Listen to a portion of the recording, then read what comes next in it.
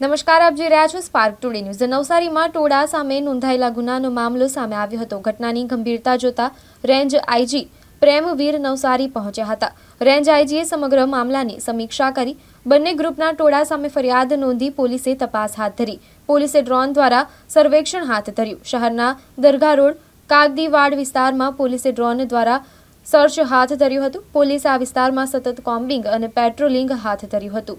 પરમ દિવસે સાંજના સમયે નવસારીના દરગાહ રોડ વિસ્તાર ઉપર બે પડોશીઓ વચ્ચે વાહનની પાર્કિંગને લઈને બોલાચાલી થયેલી હતી। આ પ્રકરણના અનુસંધાને નવસારી ટાઉન પોલીસ સ્ટેશનમાં એક ફરિયાદી બેન રમીલાબેન જે છે જેની સાથે બોલાચાલી થઈ હતી એની ફરિયાદના આધારે 6 લોકો સામે ગુનો દાખલ કરવામાં આવેલ હતો અને આ ગુના અનુસંધાને અત્યાર સુધી 4 લોકોની ધરપકડ પણ થઈ ગઈ છે।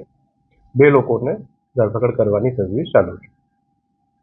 આ બનાવને લઈને અમુક વિઘ્ન સંતોષી તત્વોએ નવસારી શહેરની શાંતિને દહોડવાના પ્રયાસ કર્યા અને આ જે ફરિયાદી બેન હતા એનું કોઈ એક વિડીયો લઈને અને એને ગલત સંદર્ભમાં ટાંકીને મીડિયામાં વાયરલ કરવામાં આવ્યું। આ વિડીયોના આધારે ગઈકાલે સાંજે અમુક લોકો એ ભેગા થઈને અને ફરીથી જે પરમ દિવસનું જે બનાવવાળું જે સ્થળ હતું તે જગ્યાએ જવાના પ્રયાસ કર્યા। પોલીસ બંદોબસ્ત ત્યાં હાજર હતો એટલે પોલીસ અધિકારીઓએ જે બંને બાજુથી જે ટોળા ભેગા થયા એ ટોળાઓને સમય સૂચકતા વાપરીને અગાઉથી જ રોકી દીધા હતા।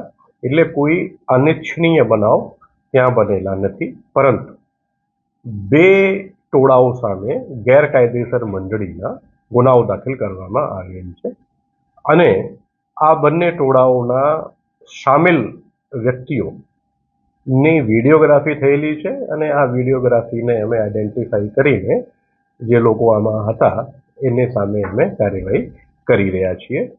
ગામમાં અત્યારે શાંતિ છે, કોઈ પણ જાતના કોઈ ઇશ્યુઝ નથી અને આ જે જગ્યા હતી ત્યાં સાવચેતીના ભાગરૂપે અમે પોલીસ બંદોબસ્ત રાખેલું છે।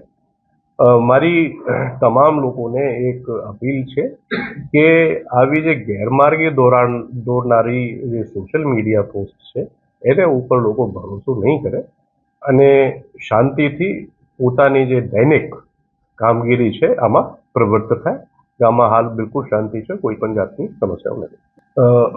આ જે એક ઇન્સ્ટાગ્રામ એકાઉન્ટ છે જેનાથી આ વિડીયો વાયરલ કરવામાં આવેલ હતા એ વિડીયોની અમે સત્યતા ચકાસીને અને જે એકાઉન્ટને ઓપરેટ કરનાર વ્યક્તિ છે એના ઉપર પણ અમે કાયદેસરની કાર્યવાહી કરીશું।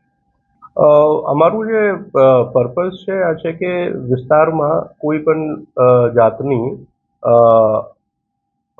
સમસ્યા ઊભી ન થાય એના માટે પોલીસ બંદોબસ્ત ચાલુ રાખેલું છે આ વિસ્તારમાં અને કોઈ અન્ય